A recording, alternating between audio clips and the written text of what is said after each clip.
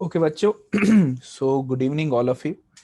Now बच्चों, हम काफ़ी हद तक अपने इस साल के प्रोसेस के एंड तक पहुंचते जा रहे हैं। स्टार्टिंग से मैं आप सबके साथ कनेक्टेड हूँ, एडिमेंटोर के बच्चों से तो बहुत टाइम से कनेक्टेड था। नाउ बच्चों, आज की जो ये वीडियो है इट्स बेसिकली कि अब जैसे आईपी यूनिवर्सिटी का स्लाइडिंग राउंड भी होने वाला है मंडे को। उसके बाद आपको सेंटर पे रिपोर्ट करना है। तो कौन से डॉक्यूमेंट्स हैं जो सेंटर पे लेके जाने हैं, कैसे रिपोर्ट करना है, थोड़ा सा इस वीडियो में मैं आपको स्पॉट राउंड के बारे में भी गाइडेंस दे दूंगा। तो ये है वीडियो बेटा रिपोर्टिंग प्रोसेस और स्पॉट राउंड के बारे में बेटा ये वीडियो है जो भी मैंने आपके साथ में शेयर करूंगा। ठीक है बच्चों, मेजरली ये पूरी वीडियो रिपोर्टिंग के ऊपर है। थोड़ा सा स्पॉट राउंड साथ में बना दूंगा क्योंकि बच्चों के थोड़े से डाउट से जो मैं केटर कर लूंगा। ठीक है, चलो। सो नाउ ऐसा करते बेटा, सबसे पहले अपना व्हाइट बोर्ड शुरू करते हैं। नाउ बेटा लेट अस स्टार्ट। हम देखते हैं इस वीडियो में हम क्या क्या डिस्कस करेंगे। हम डिस्कस करेंगे डॉक्यूमेंट्स कौन कौन से रिक्वायर्ड हैं फॉर रिपोर्टिंग, कौन कौन से डॉक्यूमेंट रिक्वायर्ड होंगे। हम ये देखेंगे कि कौन सी डेट्स को जाना है, अभी एज पर आईपी यूनिवर्सिटी कौन सी डेट को जाना है। हम थोड़ा सा समझेंगे स्पॉट राउंड के बारे में, व्हाट इज स्पॉट राउंड, और आईपी यूनिवर्सिटी उसके बारे में क्या कहती है हम वो समझेंगे।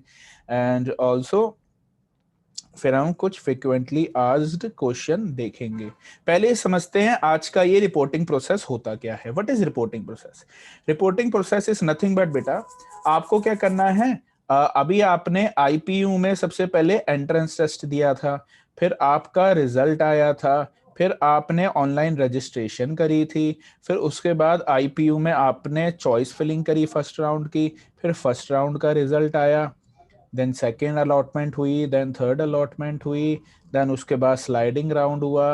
अब आप उसमें चाहे फ्लोट करके गए या आपने पहले ही फ्रीज कर लिया, ये सब मैंने फ्लोट एंड फ्रीज इससे पहले वाली वीडियो में समझा रखा है बेटा। अब स्लाइडिंग राउंड का भी फाइनली रिजल्ट आ गया है, तो अब उसके बाद आपको कॉलेज में रिपोर्ट करना होगा अपने डॉक्यूमेंट वेरिफिकेशन को एंड बैलेंस पेमेंट करने को, कि अभी आपने 40,000 पे करे हैं which is seat part academic fees, यानी ये थी सीट एक्सेप्टेंस फीस की मैं आईपी यूनिवर्सिटी में जाना चाहता हूं। इसके अलावा कॉलेज की फीस भी होती है जो आपको पे करनी होगी। लेट्स टेक एन एग्जांपल, हम ले लेते हैं विप्स। मेरे को भी आइडिया नहीं है एग्जैक्ट विप्स की क्या फीस है। अच्छा, ये फीस कैसे पता चलेगी बेटा? एक तो मैं आईपी यूनिवर्सिटी का आपको अभी ब्रोशर दिखाऊंगा, उसमें कहीं ना कहीं फीस होगी, लेकिन बेटा ब्रोशर की जगह व्हाट आई सजेस्ट कि आप डायरेक्टली कॉलेज में कॉल करें और उनसे पूछें कि उनकी फीस कितनी है।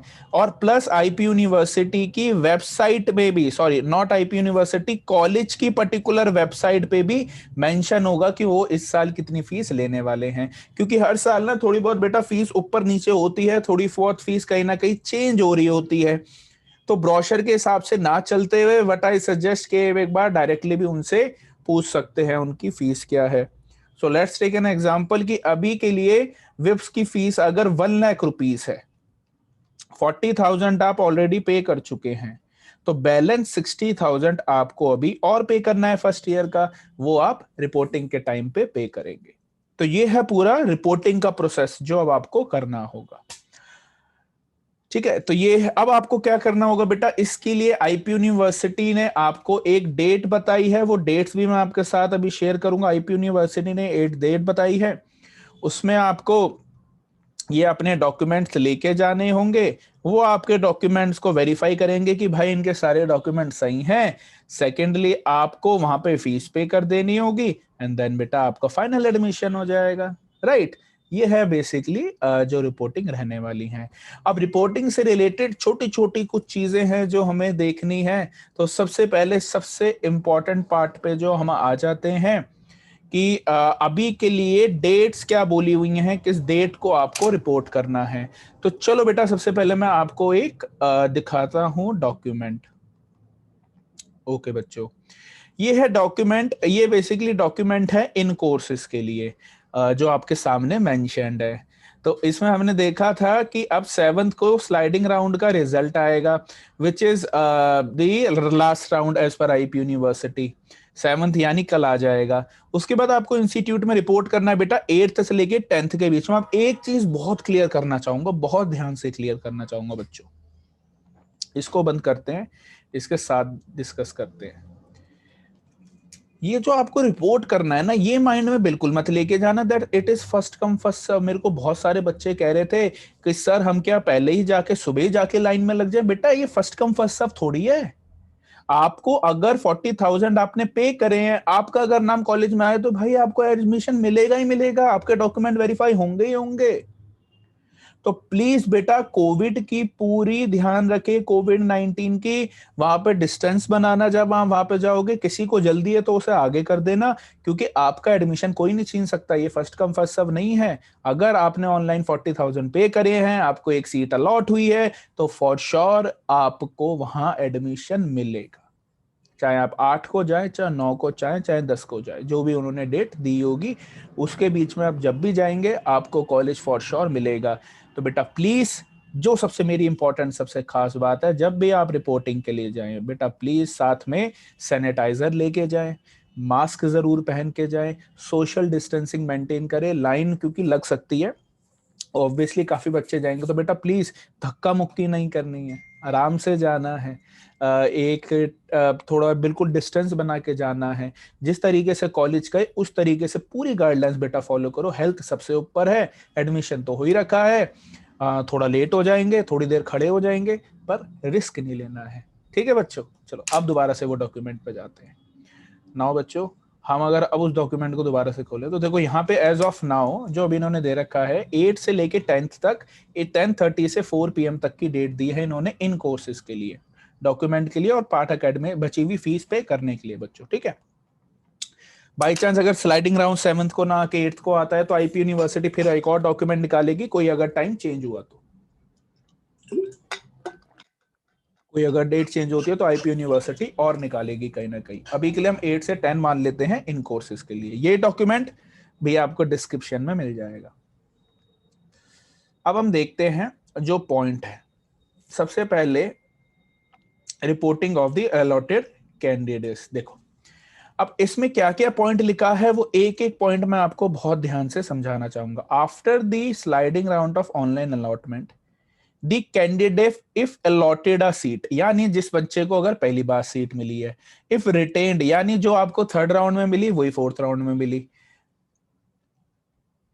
अपग्रेडेड यानी अगर जो पहले मिली थी उसी का कोई अपग्रेडेड वर्जन आपको मिल गया, एंड अगर उनको जो भी सीट मिली थी उन्होंने उसके लिए 40,000 पे भी करे थे, तो ये बच्चे कैन अपना provisional admission slip along with enrolment number को जनरेट कर पाएंगे। स्लाइडिंग राउंड के बाद आपके पोर्टल पे ये provisional admission slip with enrolment number को कहीं ना कहीं ऑप्शन आएगा जनरेट करने का, जैसे स्लाइडिंग राउंड का रिजल्ट आ जाएगा। ठीक है बच्चों,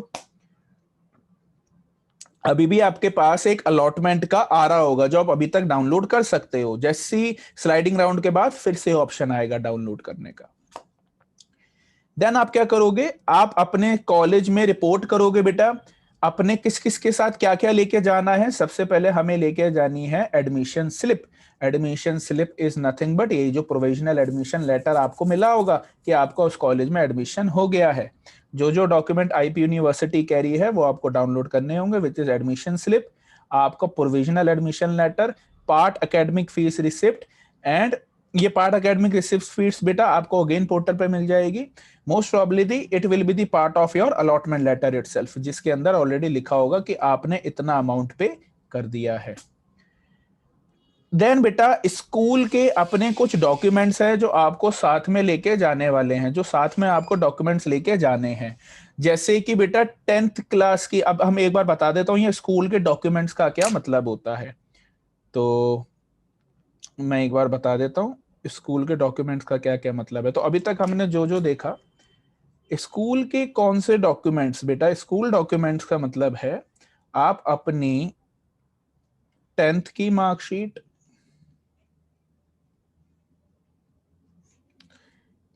10th क्लास का सर्टिफिकेट भी मिला होता है बच्चों को, ये दोनों लेके जाओगे। ठीक है, ये दोनों आपको ओरिजिनल लेके जाने हैं। थर्ड बेटा आपका 12th क्लास का मार्कशीट, आपकी 12th क्लास में भी अगर कोई सर्टिफिकेट मिला है, ये बेटा आपको आपके स्कूल से मिल चुके होंगे। नहीं मिले तो स्कूल में बात करो, स्कूल में आ गए होंगे। नहीं आए अगर स्कूल में, पहले तो स्कूल में बात करो, या आपको स्कूल से मिल जाना चाहिए। नहीं मिला अभी तक भी, वैसे तो मिल गया होगा, तो फिर आप डीजी लॉकर की लेके जाना बेटा मार्कशीट कहीं ना कहीं। लेकिन मेरे को पता है, मेरे को लगता है स्कूल से अभी तक मिल गया होगा, नहीं तो आप फिर डीजी लॉकर की मार्कशीट लेके जाना। देन उसके बाद बेटा एक अपनी आधार कार्ड की आधार कार्ड लेके जाना, ये भी बेटा ओरिजिनल में लेके जाना है आपको। आधार कार्ड भी लेके जाना है, ये भी सारे ओरिजिनल सर्टिफिकेट बता रहा हूँ, सारे ओरिजिनल में लेके जाने हैं। अपनी कम से कम मैं सजेस्ट करूंगा 8 पासपोर्ट साइज फोटोग्राफ लेके जाना। कम से कम 8 पासपोर्ट साइज फोटोग्राफ आप लेके जाना, अलग अलग जगह लगती हैं, तो पासपोर्ट साइज फोटो खिंचा लो बेटा, पासपोर्ट साइज फोटोग्राफ लेके जाना। ठीक है। 7th बेटा आधार कार्ड हमारा हो गया, 10th की मार्कशीट हो गई, 12th के हमारे डॉक्यूमेंट्स हो गए। देन इसके अलावा अभी तक जो उन्होंने बताया है, अपना अलॉटमेंट लेटर लेके जाना है जो आप डाउनलोड करोगे। इसके बाद बेटा आपको फीस रिसिप्ट लेके जानी है, जो शायद इसका पार्ट हो सकी या स्लाइडिंग राउंड के बाद अलग से भी आ जाए। देन बेटा इसके अलावा अब आपको और क्या करना है, आपको लेके जाना है एक मेडिकल सर्टिफिकेट। मेडिकल सर्टिफिकेट कहाँ मिलेगा अभी दिखाऊंगा। ये ब्रोशर में अवेलेबल होता है, अपेंडिक्स 6 में अवेलेबल होता है, मैं भी शो करूंगा। देन बेटा आपको लेके जाना होगा करेक्टर सर्टिफिकेट। अभी जो करेक्टर सर्टिफिकेट है ये आपको स्कूल वाले अलाउ करेंगे, तो आपके स्कूल से ही आपको करेक्टर सर्टिफिकेट मिलेगा बेटा कहीं ना कहीं। तो स्कूल में बात करिएगा करेक्टर सर्टिफिकेट की। अगर स्कूल वालों के पास करेक्टर सर्टिफिकेट ना हो तो ये करेक्टर सर्टिफिकेट फिर आप गेजेटेड ऑफिसर से भी बनवा सकते होंगे। ठीक है, वैसे तो स्कूल से मिल जाना चाहिए। शायद एक बार को डीजी लॉकर पे भी ये गेजेटेड, ये आपको भी medical character certificate DG locker पे भी मिल जाएगा। मेडिकल सर्टिफिकेट में आपको ऑब्वियसली एमबीबीएस डॉक्टर से साइन करवाने होते हैं, उसका फॉर्मेट अभी मैं आपको दिखा दूंगा। तो करेक्टर सर्टिफिकेट हो गया। देन बच्चों आपका कास्ट का सर्टिफिकेट। हाँ, आप कहेंगे सर कास्ट सर्टिफिकेट का मतलब क्या हुआ। अगर आप किसी भी कैटेगरी से, जैसे आप ST, SC, OBC, Sikh minority, कोई भी, अगर आप पीडब्ल्यूडी बेटा फिजिकली हैंडीकैप्ड, आर्मी कोटा होता है बेटा, आप जो भी आपने जिस कोटे के बिहाफ पे अगर एडमिशन लिया है, एक होता है जनरल कैटेगरी, तो उनको तो इसमें से कोई रिक्वायरमेंट नहीं है। आपने जिस भी कोटे के हिसाब से एडमिशन लिया है वो सर्टिफिकेट आपको ओरिजिनल बेटा अपना लेके जाना है। ठीक है, हमने कास्ट सर्टिफिकेट देख लिया, ये सारे ऑप्शंस हो गए। अब देखते हैं इसके अलावा कोई डॉक्यूमेंट होंगे तो ऐड करेंगे। प्लस ये सारे के सारे डॉक्यूमेंट्स की बेटा आपको फोटो कॉपी भी करानी है, 2 कॉपी कर लेना, कम से कम 2 फोटो कॉपीज, हर एक उसकी 2 फोटो कॉपी। और उसको सेल्फ अटेस्टेड करके जा सकते हो। वैसे तो आप चाहो तो गेजेटेड ऑफिसर से भी साइन और स्टैंप लगवा लो, नहीं तो सेल्फ अटेस्टेड भी चलेगा कहीं ना कहीं। सेल्फ अटेस्टेड का मतलब क्या होता है, हर एक डॉक्यूमेंट के ऊपर लिखोगे सेल्फ अटेस्टेड, उसके नीचे आप अपने बेटा सिग्नेचर करोगे, जो भी आपका सिग्नेचर होगा, और उसके नीचे आप डेट मेंशन कर देना। ठीक है। देन इसके बाद तो ये हो गया हमारा, इनकी फोटोकॉपी लेके जानी है। अब एक बार देखते हैं इसके अलावा भी कोई डॉक्यूमेंट कह रहे हैं क्या वो। ओके, तो स्कूल के वेरिफिकेशन हो गए। ठीक है, और कोई डॉक्यूमेंट्स एक और फाइल है उसमें भी चेक कर लेते हैं पहले, कोई और डॉक्यूमेंट्स, क्योंकि अभी डॉक्यूमेंट्स की बात हो रही है। Required documents, receipt of part academic fees हम लेके जा ही रहे हैं, प्रोविजनल अलॉटमेंट लेटर हम लेके जा ही रहे हैं, necessary document pertaining academic record of verification, जो आपके 10th एंड 12th की हो गई बेटा, जो मैंने चीज बताई। मेडिकल सर्टिफिकेट हम लेके जा रहे हैं, करेक्टर सर्टिफिकेट हम लेके जा रहे हैं, रिजर्व कैटेगरी का सर्टिफिकेट, माइनॉरिटी सर्टिफिकेट हम लेके जा रहे हैं, और उससे रिलेटेड ना कुछ अपेंडिक्सेस होते हैं जो लेके जाने होते हैं ना। ये अपेंडिक्सेस क्या होते हैं मैं आपको अच्छे से समझाता हूँ। ठीक है, अपेंडिक्स क्या होते हैं अब ये समझो। जो भी बच्चा, अगेन हमने देखा अगर कोई बच्चा लेट से माइनॉरिटी से बिलोंग करता है ना, तो कुछ अपेंडिक्सेस साथ में लेके जाने होंगे। वो क्या है बेटा? ये है आईपी यूनिवर्सिटी का ब्रोशर। ठीक है, आईपी यूनिवर्सिटी के ब्रोशर में सबसे नीचे यानी हम अगर बात करें लेट से कौन से पेज से, हम अभी देखते हैं page number, overall page number हो गया 223, जो पेज नंबर है बेटा, वहां से ये कुछ सर्टिफिकेट्स होते हैं। जैसे जो बच्चे ने डिफेंस कैटेगरी में एडमिशन लिया है, उस बच्चे को ये अपेंडिक्स 1 साथ में भर के लेके जाना होगा।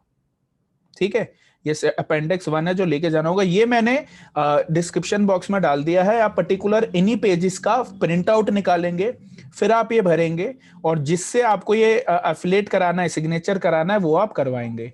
तो ये आपको सबसे पहले डिफेंस कैटेगरी का लेके जाना है बेटा, अगर जिसने डिफेंस कैटेगरी के अगेंस्ट एडमिशन लिया है। ये है फिजिकली हैंडीकैप्ड कोटा बेटा, पीडब्ल्यूडी। तो फिजिकली हैंडीकैप्ड कोटा ने बच्चे ने अगर एडमिशन लिया है, तो आपको बेटा अगेन ये भर के लेके जाना होगा साथ में। माइनॉरिटी कोटा, यानी अगर आपने सिख, क्रिश्चियन, मुस्लिम या जैन माइनॉरिटी के थ्रू इसमें एडमिशन लिया है, तो बेटा ये अपेंडिक्स 3 भी आपको भर के लेके जाना होगा। ठीक है, ये भी आपको भर के लेके जाना, अगर इनमें से किसी कैटेगरी के अगेंस्ट आपने एडमिशन लिया है आईपी यूनिवर्सिटी में। ठीक है, जनरल कैटेगरी में लिया है तो कोई दिक्कत नहीं है, यानी सिख, क्रिश्चियन, मुस्लिम या जैन, अगर इन माइनॉरिटी के अगेंस्ट आपने एडमिशन लिया है तो अब आईपी यूनिवर्सिटी में सिख सिर्फ माइनॉरिटी सिर्फ एक कॉलेज में लगती है, विच इज जीटीबी। तो आई गेस जिसने जीटीबी में सिख माइनॉरिटी के थ्रू एडमिशन लिया होगा, उसको अपना ये सिख माइनॉरिटी का ये भर के लेके जाना है। और साथ में ये एक और ये प्रबंधन कमेटी जो होती है बेटा, उनका से भी ये फिल करवा के आपको लेके जाना है। पर आई गेस ये उन्हीं के लिए है जिन्होंने सिख माइनॉरिटी के थ्रू एडमिशन लिया है। अब सिख माइनॉरिटी के थ्रू सिर्फ गुरु तेग बहादुर कॉलेज है आईपी यूनिवर्सिटी में जो एडमिशन लेता है। तो अगर कोई सिख बच्चा है और उसने किसी और कॉलेज में एडमिशन लिया है अपार्ट फ्रॉम जीटीबी, तो उसको जरूरत नहीं पड़ेगी, क्योंकि आपने तो अपनी जनरल कैटेगरी की रैंक के हिसाब से ही एडमिशन लिया है। फिर हम आ जाते हैं बेटा, ये इंजीनियरिंग के लिए है। अगर किसी ने भी इंजीनियरिंग में, बी आर्किटेक्चर में, प्रोफेशनल कोर्सेज में एडमिशन लिया है, तो वो इसको भरेगा। लाइक मेडिकल एंड ऑल में अगर आपने एडमिशन लिया है तो। अंडर ग्रेजुएशन की जिनकी मैं बात कर रहा हूँ अभी कोर्सेज की, उनको ये भरने की जरूरत नहीं है। देन बारी आएगी बेटा हमारी कहीं ना कहीं अब जो बच्चे रिजल्ट अवेटेड हैं, मतलब जो रिजल्ट अवेटेड है, जिनका अभी रिजल्ट नहीं आया, मतलब जो बच्चे कंपार्टमेंट वाले हैं, उन बच्चों को फिर ये भर के लेके जाना होगा अपेंडिक्स नंबर 5 साथ में। अपेंडिक्स 6 सबको लेके जाना है, ये है मेडिकल सर्टिफिकेट। तो ये अपेंडिक्स 6 का प्रिंट आउट निकालो, इसको फिल कराओ, और डॉक्टर से बेटा आप सिग्नेचर करवा सकते हैं, स्टैंप लगवा सकते हैं, ये आपको लेके जाना होगा साथ में। ठीक है, बस ये मेन अपेंडिक्सेस हैं जो आपको लेने हैं, जो आपको भर के जाना है। इसके बाद का और कुछ आपको नहीं करना। एक बार ये अपेंडिक्सेस आप ध्यान से और पढ़ लेना। ठीक है बच्चों, करेक्टर सर्टिफिकेट के लिए आप स्कूल से बात करें, वहां आपका होगा। एक बार डिजी लॉकर में चेक करें, नहीं तो किसी गेजेटेड ऑफिसर से फिर आप वो करेक्टर सर्टिफिकेट बनवा सकते होंगे। नो, अगेन आ जाते हैं हम अपनी फाइल में, इस फाइल में पहले आ जाते हैं। तो हमने अभी देखा बेटा जो जो डॉक्यूमेंट चाहिए थे, लगभग हमने सारे डॉक्यूमेंट्स यहाँ पे लिख लिए। मैंने आपको बता दिया कि अपेंडिक्सिस भी जो साथ में लेके जाने जरूरी हैं पीडब्ल्यूडी में। आर्मी अगर डिफेंस कोटा से लिया है, एसटी, एससी, ओबीसी को अपना कास्ट सर्टिफिकेट लेके जाना जरूरी है। सिख वाले बच्चे ने अगर जीटीबी कॉलेज में एडमिशन लिया है माइनॉरिटी के अगेंस्ट, तो उसको वो अपेंडिक्सिस भी लेके जाना होगा जो मैंने दिखाया था। यही सारे डॉक्यूमेंट्स आपको सेल्फ अटेस्ट करके भी लेके जाने होंगे। 2 कॉपियों में सेल्फ अटेस्ट जरूर कर लेना। ठीक है, अब एक और डॉक्यूमेंट देखते हैं,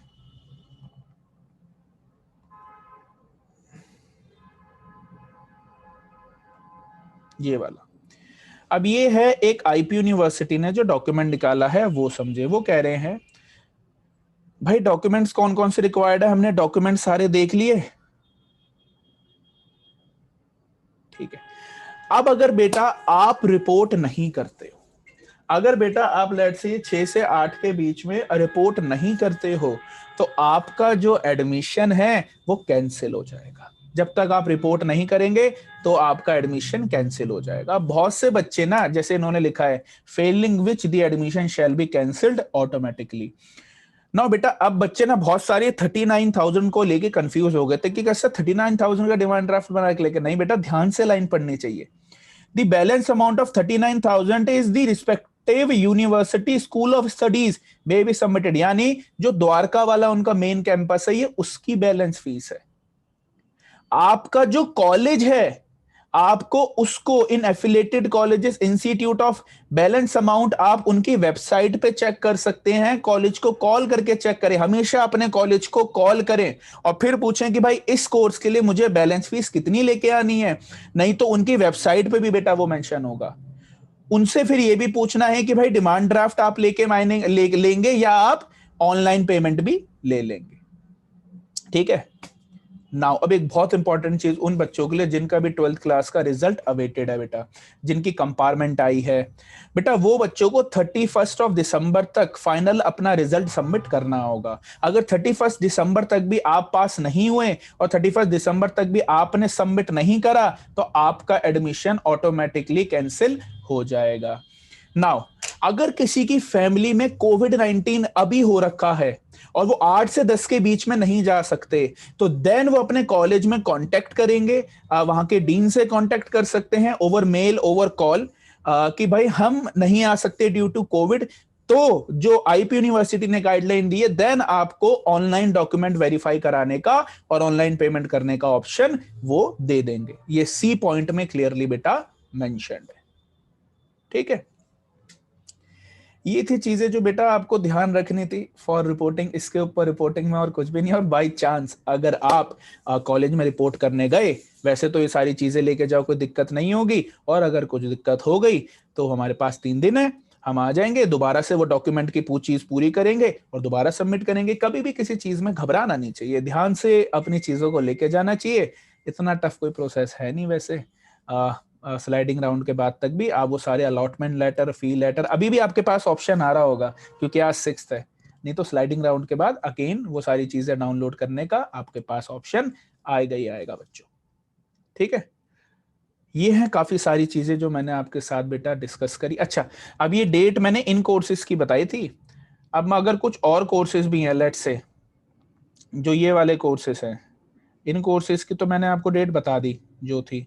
अब इनके अलावा भी कोर्सेज हैं। अब अगर बीसीए में कोई जाना चाहता है तो बेटा बीसीए के लिए डेट थोड़ी सी चेंज हो जाएगी।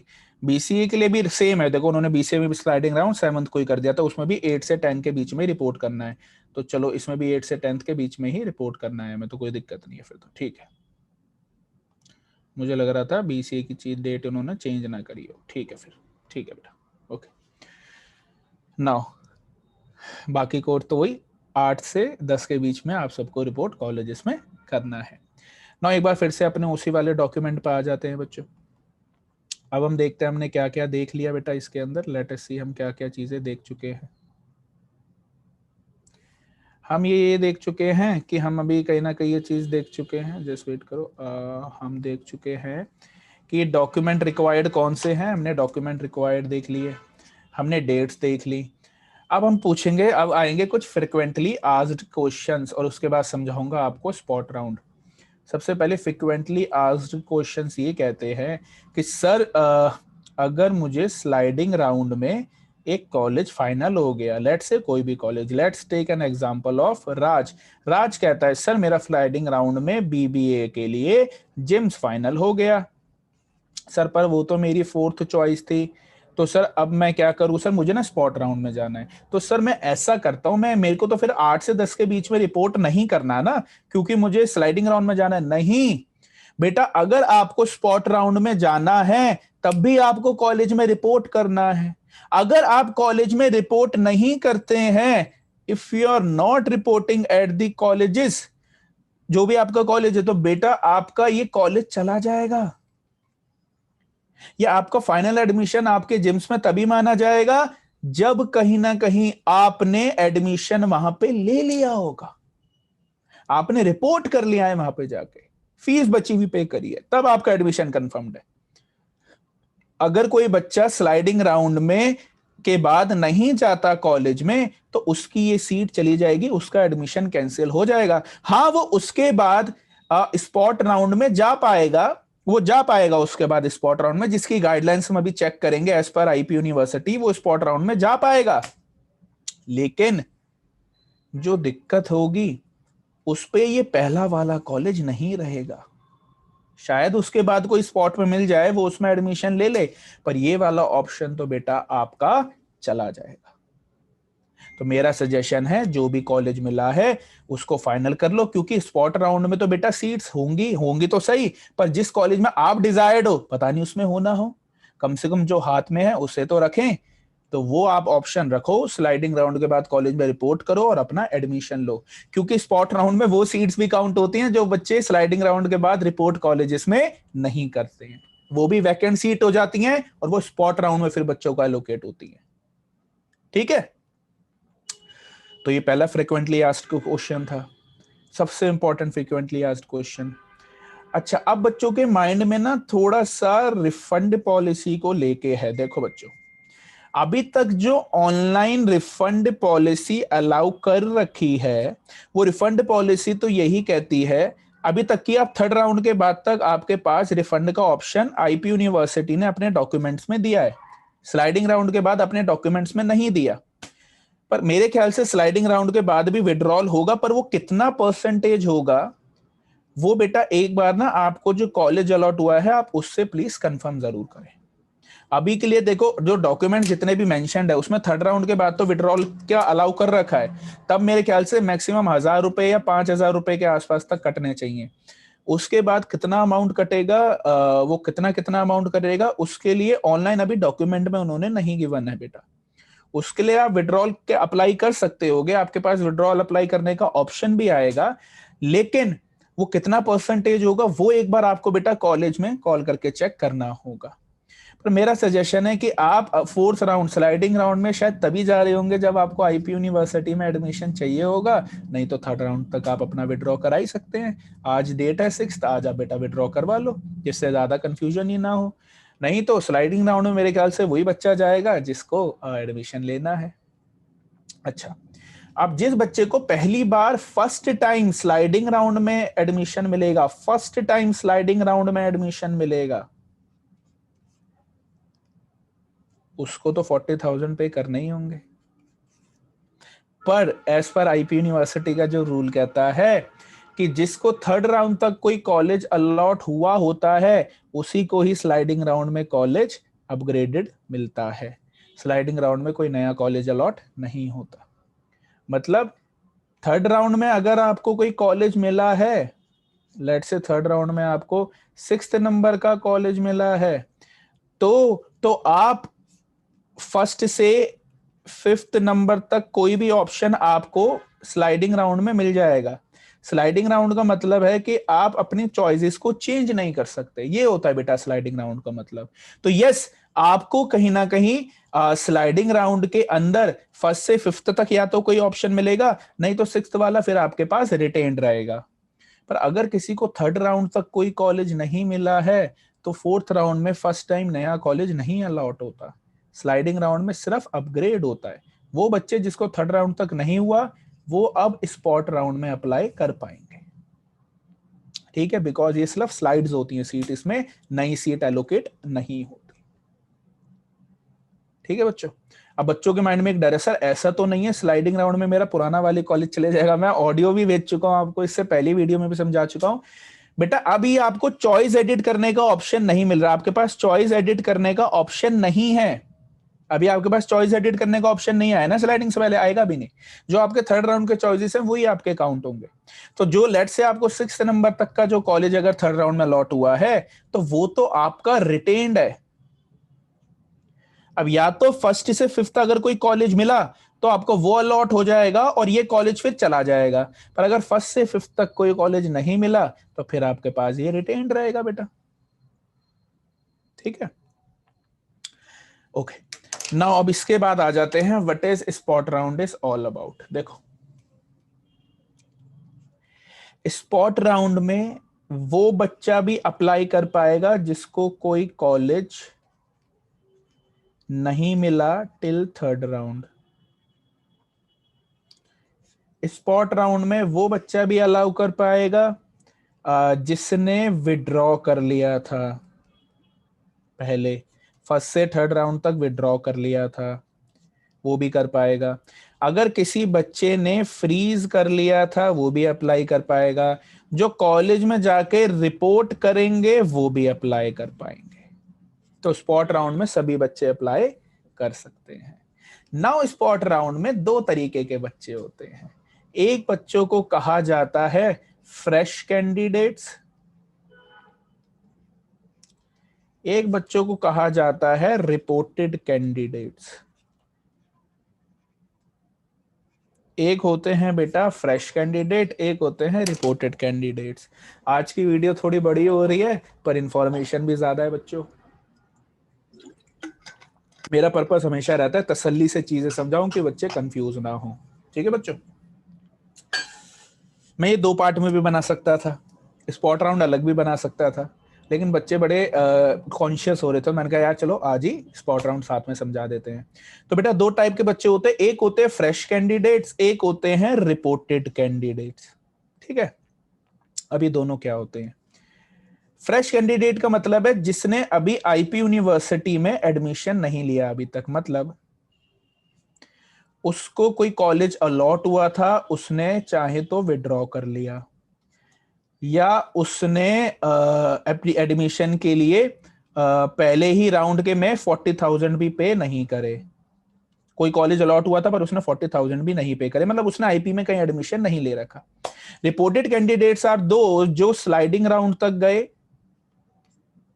या उससे पहले उन्होंने फ्रीज कर लिया और वो कॉलेज में जाके रिपोर्ट भी कराई, यानी उन्होंने 40,000 भी पे कर दिए और फिर वो कॉलेज में जाके रिपोर्ट भी, डॉक्यूमेंट भी वेरीफाई कराए। Those are known as reported candidates. ये बेटा मैं भी लास्ट ईयर के हिसाब से पूरा समझा रहा हूं क्योंकि अब इस साल की तो स्पॉट की कोई गाइडलाइंस आई नहीं है। अगर कोई इसमें चेंजेस होते हैं तो वो मैं एक और वीडियो बना दूंगा चेंजेस के लिए। अभी मैं लास्ट ईयर के हिसाब से आपको स्पॉट समझा रहा हूँ। लास्ट ईयर तक ऑफलाइन होता था तो इस साल ऑनलाइन होगा।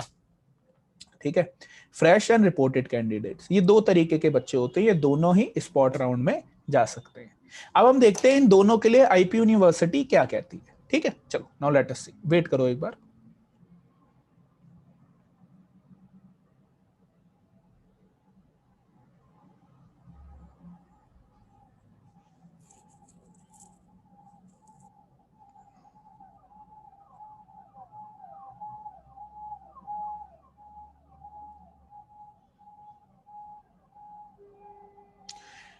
एक सेकंड वेट बेटा, जरा ब्रोशर में बहुत ऊपर तक जाना पड़ेगा स्पॉट राउंड के लिए, तो मैं बस वही सर्च कर रहा हूँ, जस्ट वेट करो बेटा।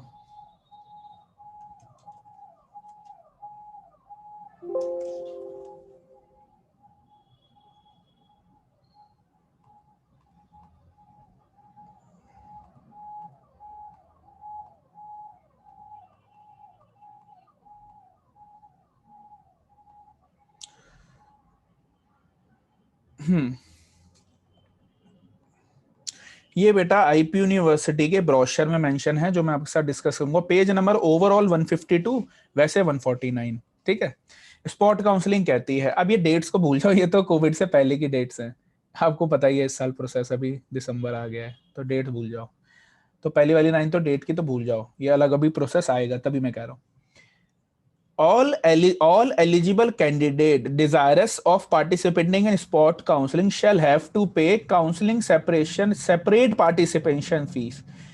2,000 रुपए पे करने होते हैं बेटा अगर आपको स्पॉट राउंड में जाना होता है तो। If you want to go into the spot round आपको 2,000 रुपए पार्टिसिपेशन फीस अलग से देनी होती है। The spot round shall be done for vacancy remaining after remaining of reporting of allotted candidates। यानी जो बच्चे रिपोर्ट कर गए उसके बाद जो सीट्स रह गई, यानी जो बच्चों ने रिपोर्ट ही नहीं करा या फोर्थ राउंड में स्लाइडिंग में एडमिशन ही ले लिया, उनके लिए स्पॉट राउंड भरा जाता है। ठीक है, vacant seats left after reporting admission of candidate to institute only be considered for spot counseling, जो मैंने आपको बता भी दिया। नाउ अब कौन कौन से बच्चे स्पॉट राउंड में जा सकते हैं?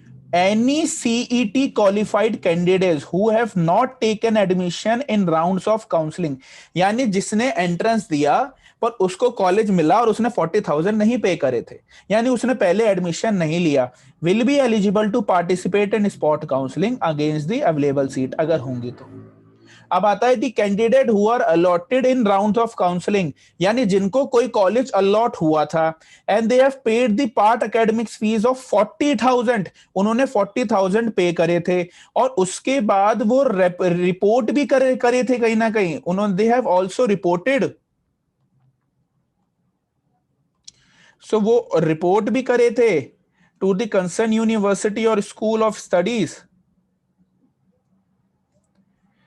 will be treated as admitted at the time of spot counseling। जैसे मैंने कहा बताया था ना, fresh candidates and reported candidates, reported are nothing but admitted candidates, जो मैं आपको बता रहा था reported candidates वो होते हैं admitted candidates। Such candidate, if they desire to participate in spot counseling, shall require to pay the transfer fees of 5,000। यानी अगर कोई बच्चा स्पॉट राउंड में जाना चाहता है, वो बच्चा जिसको पहले कॉलेज मिला, उसने 40,000 पे भी करे, उसने कॉलेज में जाके रिपोर्ट भी करा, वो भी अप्लाई कर सकता होगा। ठीक है, उसके लिए उसको क्या करना होगा, 55,000 एक्स्ट्रा पे करने होंगे फॉर द स्पॉट काउंसलिंग। वही रैंक के हिसाब से ही पूरा का पूरा प्रोसेस रहने वाला है। इसके अलावा इसमें कुछ और इंपॉर्टेंट है?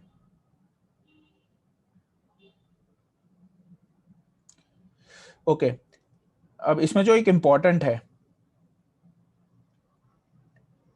if a change of institute college occurs of such candidate, then the institute of college from which the candidate is being transferred shall refund the balance fees, if any, that is component of fees paid by the candidate institute directly to the candidates on application by candidate, and the candidate shall have to pay the balance fees if any on the। ठीक है, अब इसका क्या मतलब कह रहे हैं कि भाई आपने कॉलेज में रिपोर्ट करा, आपने कॉलेज में जाके कॉलेज की फीस पे कर दी, लेट से आपने 40,000 और एक्स्ट्रा पे कर दिए, 40 तो पहले कर ही चुके थे, 40,000 और एक्स्ट्रा पे कर दिए। अब आपको उस कॉलेज से लेट से आपने, अब इसको ऐसे समझते हैं, मुझे पता है बच्चों को ओरली समझ में नहीं आता तो बोर्ड पे समझाते हैं। लेट्स टेक एन एग्जांपल कि राज को जिम्स मिल गया था और ये एडमिटेड कैंडिडेट है एज पर आईआईपी यूनिवर्सिटी, यानी ये रिपोर्टेड कैंडिडेट है, इसने 40,000 पहले पे भी करे, फिर इसने कॉलेज में जाकर रिपोर्ट भी करा, एंड देन उसके बाद इसने कॉलेज की बैलेंस फीस को भी पे करा, तो ये क्या हो गया, एडमिटेड कैंडिडेट, और इन्हें डॉक्यूमेंट भी वेरीफाई कराए। अब अगर ये बच्चा स्पॉट में जाना चाहता है तो पहली बात तो ये 5,000 रुपीज एक्स्ट्रा पे करेगा फॉर स्पॉट। ये होते हैं ट्रांसफर अमाउंट, कि आप एक कॉलेज से दूसरे कॉलेज में ट्रांसफर कर रहे हैं। प्लस जैसे इसने जिम्स में एडमिशन लिया, अब अगर स्पॉट में इससे ऊपर नहीं मिला जो उसने ऑप्शन लिए होंगे तो फिर तो कोई दिक्कत नहीं है, इसमें तो एडमिशन है ही इसका। पर अगर इससे ऊपर इसको लेट से विप्स में एडमिशन मिल गया तो आईपी यूनिवर्सिटी कह रही है जिम्स की फीस अगर हायर होगी विप्स से तो जो बैलेंस है वो बच्चे को रिफंड करेंगे ये। अगर जिम्स की फीस विप्स से कम हुई तो जो डिफरेंशियल अमाउंट है बच्चा विप्स में पे कर देगा।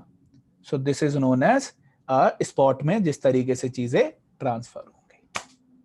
कम हुई फीस तो आप एक्स्ट्रा पे कर देंगे विप्स में, अगर आपने पहले ही ज्यादा भर दी थी, जिम्स की फीस वाज हायर देन विप्स, तो वो जो अमाउंट है वो रिफंड कर देंगे।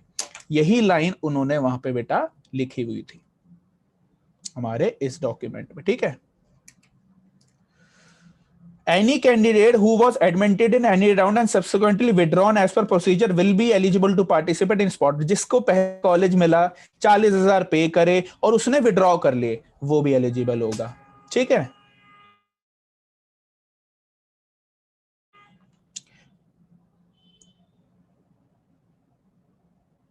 नॉन एडमिट कैंडिडेट्स तो एलिजिबल होंगे जो मैंने आपको बताया था। ठीक है, तो ये है बेटा पूरा का पूरा स्पॉट काउंसलिंग का प्रोसीजर।